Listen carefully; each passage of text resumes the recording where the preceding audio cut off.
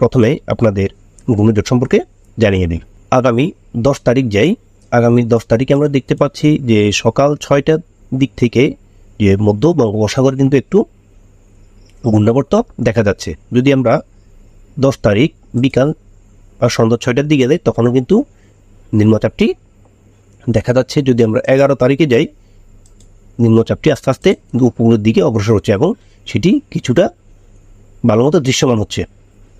যদি আমরা 11টার দিকে যদি দেখি তখন সেটি মায়ানমারের যে সিতুয়ে বন্দর রয়েছে তার পাশাপাশি অবস্থান করবে। অর্থাৎ এই ঘূর্ণাবর্তটি সিতুয়ে বন্দর এখন পর্যন্ত যে সম্ভাব্য আঘাতস্থল সেটি দেখাচ্ছে। তবে পরবর্তীতে কিন্তু এটির যে কোনো দিক পরিবর্তন হতে পারে। অর্থাৎ যে কোনো ঘূর্ণিঝড় কোথায় একজ্যাক্টলি আঘাত হানবে এটি শুরুতে বলা মুশকিল। এটি সাধারণত জানা যায় ঘূর্ণিঝড়টি আঘাত হানার 1 থেকে 2 দিন আগে সুস্পষ্টভাবে জানা যায়